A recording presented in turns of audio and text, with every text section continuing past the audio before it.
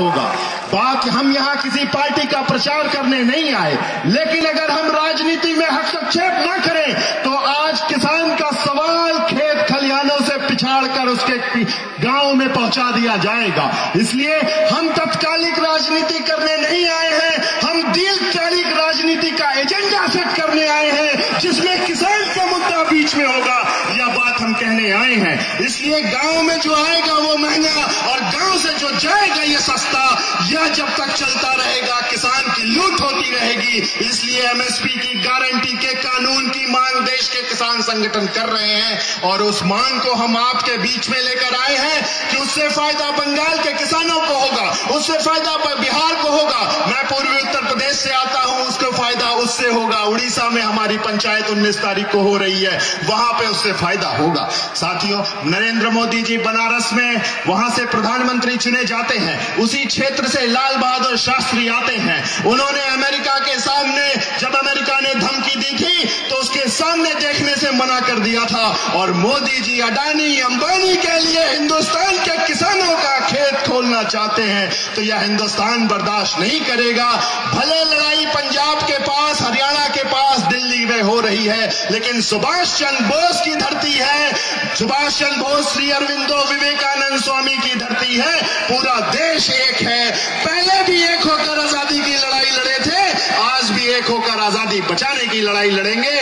आपसे एक बात कहना चाहता हूं और इसी के साथ अपनी बात समाप्त करूंगा कि कोई शौक नहीं था हमें यहां आकर बीजेपी का विरोध करने का। अगर वो मान जाते तो बॉर्डरों से हमारे किसान घर को जाते, बंगाल आने की जरूरत नहीं थी। आज भी नहीं मानेंगे तो देश में हर जगह पंचायतें करेंगे, हर कोने में किसानों को जोड़ेंगे और आने वाले समय में लोकतंत्र में अगर संगठित जनमत को जो नहीं मानेगा, शिवाजी के जो गुरु थे रामदास जी, उन्होंने शिवाजी को कहा था कि देखो जनता अकाल में त्रस्त है, जाकर देखो, थोड़ा भिक्षा दे दो, पैसा खोलो। उनको ये बात समझ में आई थी, उन्होंने गांव में गए और देखा अकाल पड़ा है, भंडारा खोल दिया, अन्न का और धन का राजा थे, योग्य गुरु के योग्य शिष्य थे, इसलिए सही कदम लिया। अमित शाह जी चाणक्य की बात करते हैं और चाणक्य ने जब नंद ने देश की जनता के हक में फैसला नहीं किया तो उसको उखाड़ कर चंद्रगुप्त को बैठाया था। यह देश फकीरों का है, यह देश साधु सज्जनों का है। इसलिए हम चुनाव नहीं लड़ते, लेकिन राजनीति से हम दूर बैठकर किसानों का भला होने से रोक नहीं सकते। अगर दूर हैं तो यही होगा कि इतने दिनों तक आने वाले समय में भी मोदी जी किसानों की तरफ तो देखने वाले नहीं, बोलने वाले नहीं। वो चुनावी राजनीति को समझते हैं, भारतीय जनता पार्टी चुनावी राजनीति को समझती है, इसलिए उनको हराइए, किसानों का साथ दीजिए और हिंदुस्तान का मस्तक ऊंचा कीजिए, लोकतंत्र को मजबूत कीजिए।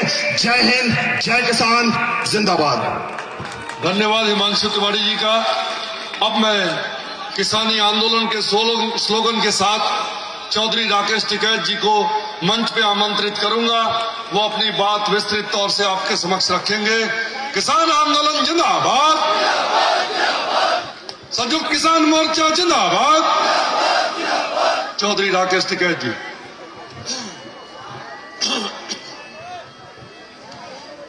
धन्यवाद। सभी किसानों, मंच पर बैठे हुए सभी मेरे नेतागण, पुलिस प्रशासन के लोग, पत्रकार बंधु, मेरी माताएं बहनें, 110 दिन के आसपास हो गई कि दिल्ली के चारों तरफ करीब 5 लाख से ज्यादा लोग बैठे हुए हैं। सुन लो, बात सुन लो भाई, काम की बात सुन लो। आपकी उसमें बात होगी, इनको प्रेस वालों को अपना काम करने दो, आप बैठे रहो, सब आवाज आएगी वहीं।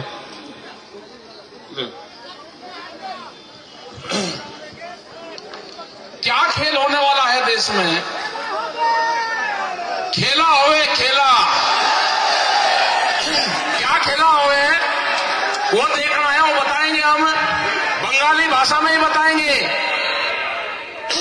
जब भारत सरकार 5 लाख से ज्यादा लोगों से नहीं डर रही, जो दिल्ली के चारों तरफ डेरा डालने बैठे हैं, जिसने पक्के मकान सड़कों के ऊपर बना दिए, तो आप सरकार, वो हम बताते हैं क्या होगा बंगाल के साथ में।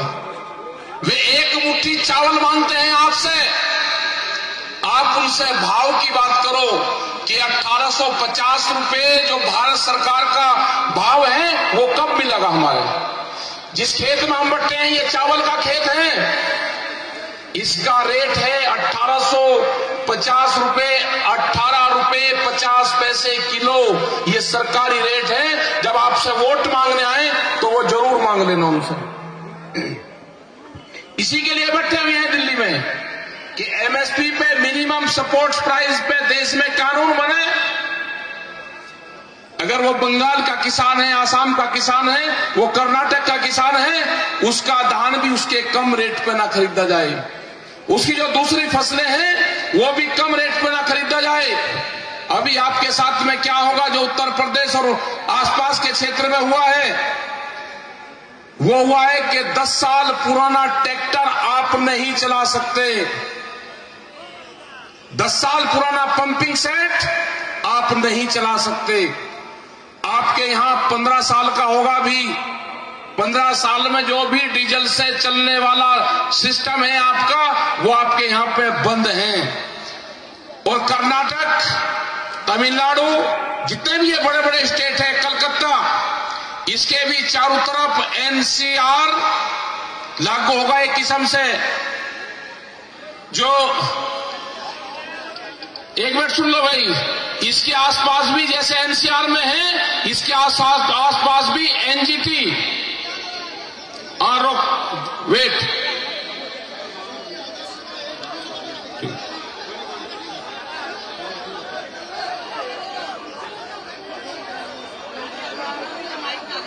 अरे आजान हो रहा, रुक जाओ, इनसे बोल देंगे ठीक जगह, इन्हें क्यों तंग करो, रुक जाओ 3 मिनट, रुक जाओ 3 मिनट में हो जाएगी, रुक।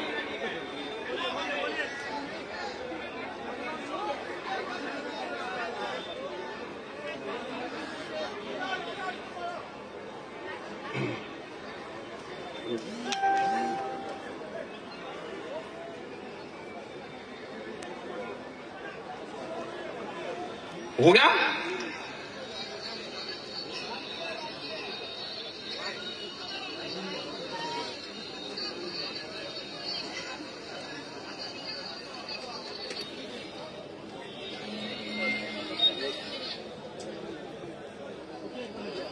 अजान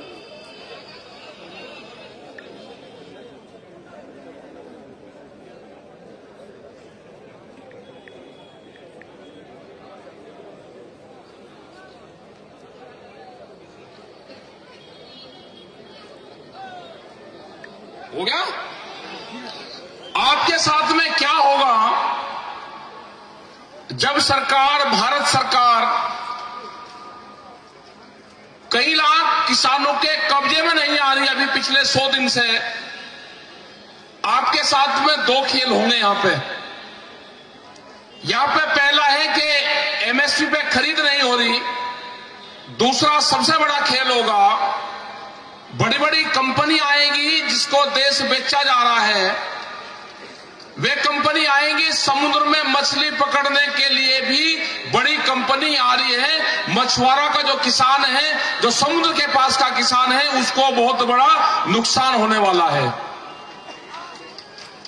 उसके बाद में नुकसान होगा जो आपके घर के बाहर गड्ढे बने हैं जिसमें आप मछली पकड़ने का काम करते हो, घर के घर में ही, ये पूरे बंगाल में है, ये बंद होंगे।